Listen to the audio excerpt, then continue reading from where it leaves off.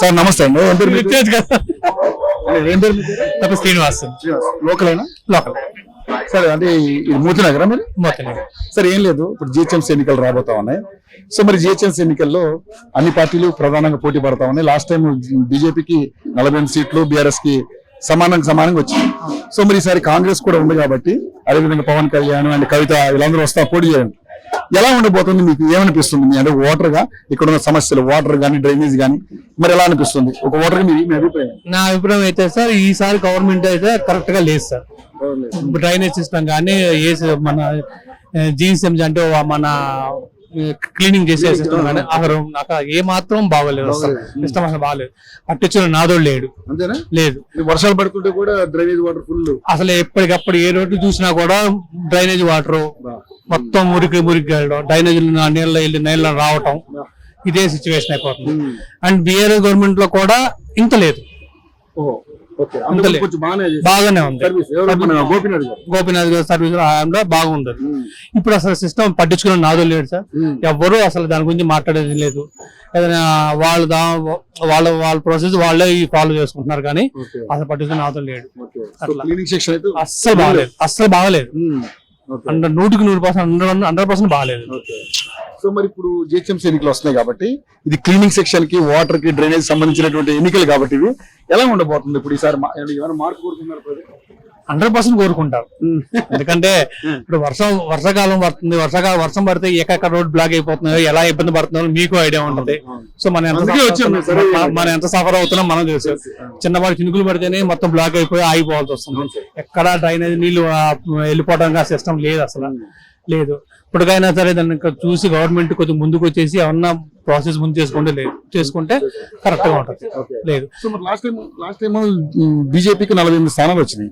మరి ఇప్పుడు బీజేపీ కూడా పోటీలో ఉంది. మరి ఇప్పుడు ఆల్రెడీ మొన్న 2023లో 8 ఎమ్మెల్యేలు, మొన్న పార్లమెంట్ ఎలక్షన్ 8 ఎంపీలు కూడా వచ్చారు. సో మరి ఏమైనా తెలంగాణలో వాళ్ళు పొట్టేమన్నా నిలుపుకునే అవకాశం ఉందా బీజేపీ? తెలంగాణలో అంటే ఆల్రెడీ కొద్దిగా పట్టు ఉంది కాబట్టి ఈసారి ఏమన్నా కొద్దిగా గట్టిగా పోటీ ఇవ్వచ్చేమో, అంతే. ఛాన్సే లేదు. ఎవరెవరికి ఉంటుంది పోటీ? అట్లా పార్టీ అంటే బీఆర్ఎస్ కి ఉంటుంది ఎక్కువ. బీఆర్ఎస్, కాంగ్రెస్ మధ్య ఉంటుంది.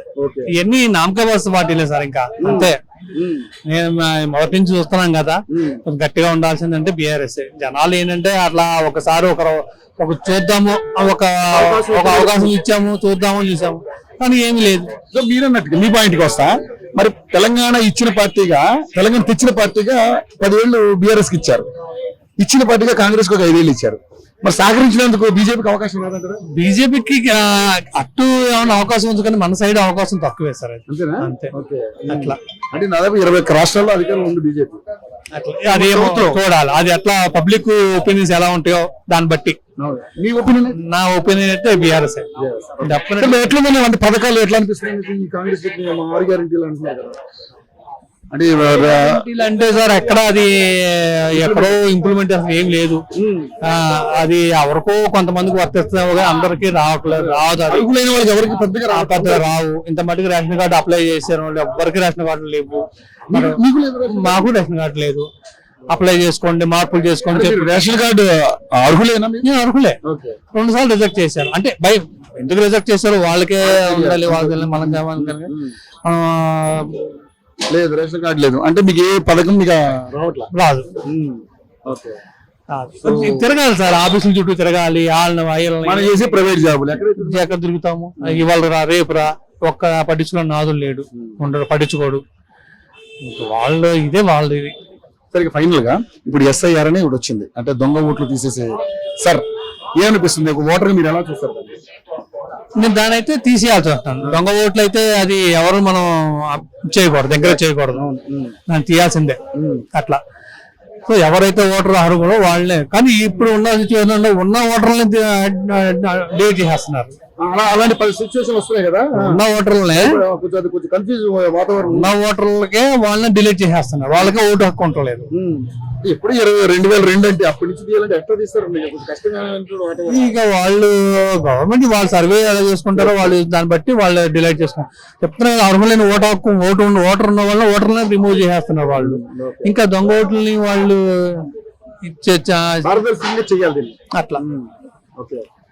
Thank you sir, thank you so much అండి.